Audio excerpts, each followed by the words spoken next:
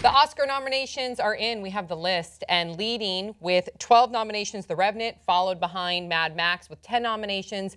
But what's trending right now is not so much the Oscars and the nominations, but the hashtag #OscarsSoWhite. So like last year, the Oscar nominations lack any people of color in the 20 acting slots. People are pissed. People accusing, a lot of actors too, and people in the media like Piers Morgan accusing Hollywood, accusing the Academy of being racist. We're going to talk about all of that. Also announced Chris Rock is the one who will be hosting the Oscars, and the Oscars airs February 28th, Sunday, February 28th. All right, before we talk about the hashtag #OscarsSoWhite and the lack of diversity with an all-white panel, sorry you guys, let's talk about the nominations. So for Best Picture, we have The Big Short, Bridge of Spies, Brooklyn, Mad Max, The Martian, The Revenant, Room, and Spotlight. For actor in a leading role, we have Bryan Cranston, Trumbo, Matt Damon, The Martian, Leonardo DiCaprio, The Revenant, Michael Fassbender, Steve Jobs, and Eddie Redmayne, The Danish Girl. You want to do actress in a leading role and then pass it around? All right, actress in a leading role, we have Cate Blanchett in Carol, Brie Larson in Room, Jennifer Lawrence in Joy, Charlotte Rampling, 45 Years, and Saoirse Ronan in Brooklyn. Actor in a supporting role. Okay. I never thought I'd get this opportunity. It's a big deal. Actor in a supporting role, Christian Bale, The Big Short, Tom Hardy, yes, Tom, The Revenant, Mark Ruffalo in Spotlight, Mark Rylance in Bridge of Spies. I'm delighted with this. If you've seen Bridge of Spies, oops, he was fantastic in that. And then so Sly Stallone, Creed. I'm happy to see Sly Stallone at it. I am. Good. And finally, actress in a supporting role, Jennifer Jason Leigh in The Hateful Eight, Rooney Mara in Carol, Rachel McAdams in Spotlight, Alicia Vikander in The Danish Girl, and Kate Winslet in Steve Jobs. Kate won the Golden Globe for that role. Oh, thank you, Brett. Thanks. Thank you for that Very insight. informative. Yeah. And people pissed of some of the actors that they felt like, actors of color that should have been added to the list of nominations. Idris Elba, Michael B. Jordan, Samuel L. Jackson, Will Smith, and a lot of the actors from Straight Outta Compton. So let's talk about the hashtag, what is it, #OscarsSoWhite. What did you guys think about that? Yet again, this is the second year in a row where all 20 actors, there's no representation of actors of color. Did they think it was like, you know, making up for it that they have Chris Rock being the host? Gonna Like, say, no one's going to point it out better. This is going to be amazing that Chris Rock is hosting after this is trending, and it's the second year in a row where we have this noticeable lack of diversity from the Academy that is also, by the way, mostly straight white men. So we shouldn't be surprised. Let's talk about that because they were under a lot of scrutiny a couple years ago when it was showcased to all of us that it was 97% white, the Academy, the voters, and 76% male. Now, that was a couple years ago. They promised that they were going to take some steps to correct that. I don't know what those steps are. Hopefully they've done a little bit, but it still seems like that they have a long way to go. Yeah, I think it's...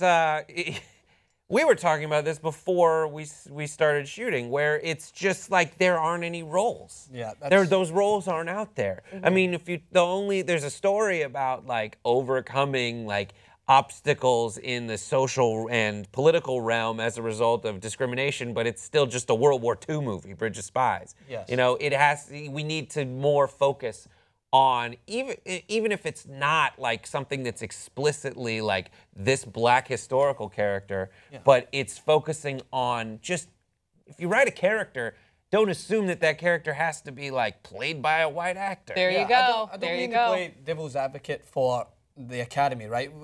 You would be naive if you didn't think that there was some prejudices going on, but I completely agree with that. When you look at the roles that have came up in the last few years, right, that have been considered for nomination, you've got Selma last year, Martin Luther King, of course, it's going to be an actor of color to play that, and deservedly so should have been nominated. The year before, we have 12 Years a Slave, but where is the consideration for actors of color in perhaps fictional roles that they deserve to be able to be considered to play, like The Martian or whatever else, like something like that? Whereas I don't think there's enough consideration for fantastic actors in those roles to be put forward. And then when it comes down to the amount of media coverage that all these fantastic movies are getting, it's only really the roles, that when you look at the historical prevalence, that's the only ones that are considered in the last few years. And I think it goes deeper into how they're considered for these roles, and not just taking a story historically that is going to have someone who's black playing it, but actually giving that role to maybe a movie that's coming up that that is fictional that you could give someone Well, in that role. J.J. Abrams did that, thank God, with Star Wars. Yeah. You know, not only with a black male, but also the young female role. I wish we could see that more because you and I were, but it got snubbed. Star Wars got snubbed. It wasn't a snub. It's Star Wars. I know. I don't think You know, it's a big blockbuster. Well, and some But people, look at Mad Max, though. yeah, but Mad Max Right. is like a triumph of but practical people are- Exactly. filmmaking. Which Mad Max should have been But nominated. Mad Max is But not I'm- up for acting, really. It's for the house. It's for the spectacle of the movie, and like everything that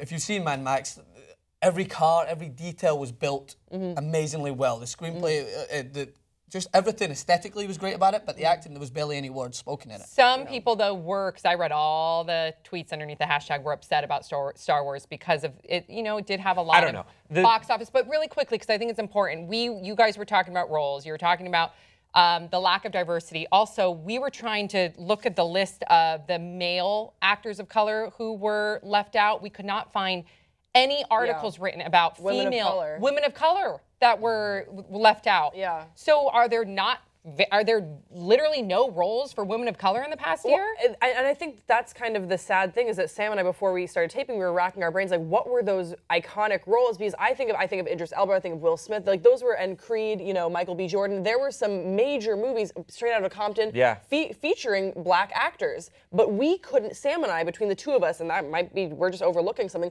We couldn't think of one of those awesome movies that got snubbed with a woman of color in the lead. And that is tragic. And then we Googled it. And then we there was Googled it, no and there articles. was nothing. That we couldn't find anything. And maybe if we'd spent more time searching, we're forgetting something. But it's really sad that just, you know, on a quick recall, we couldn't think of a single picture that featured prominently a woman of color that got snubbed or that got nominated or whatever sort of acclaim. And that is really messed up. It is a huge year for like female roles, but they're all so white. Yeah. Like Winslet. Yeah, it's like these very, very like white people movies. Well, I love the movie Carol as a lesbian, but that is one heck of a white movie. Yeah. You know, Even I love the movie Danish Brooklyn. girl is a white guy. Yeah. But from the other side of it, it's a very tough industry in terms of what people want to see from movies. Like the competition is insane. I think this year and last year was a fantastic year for movies. So many great candidates in there.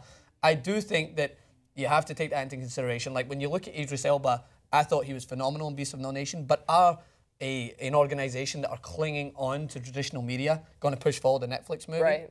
I don't think so. So you need to take into account that may be other factors coming into it. Not saying that race isn't clearly one of the factors, but when you look at it from that broader perspective, you have to take that into account. You're talking about an academy of film, like the word film is in there, and people who talk about like the specific tiny differences between like seeing film grain and even on a move to digital when it's still being played in a theater. Yeah. They want to be having that immersive experience. And those people like Tarantino who just absolutely value that to almost a religious extent, having them, you know, say, Netflix, good job, but you're barely TV. Yeah. Okay, you guys, I think this was a good conversation, though, even though we had this conversation last year. Yeah. But please keep the conversation going in the comment section below. Don't forget to subscribe, and also check us out on Washable.com.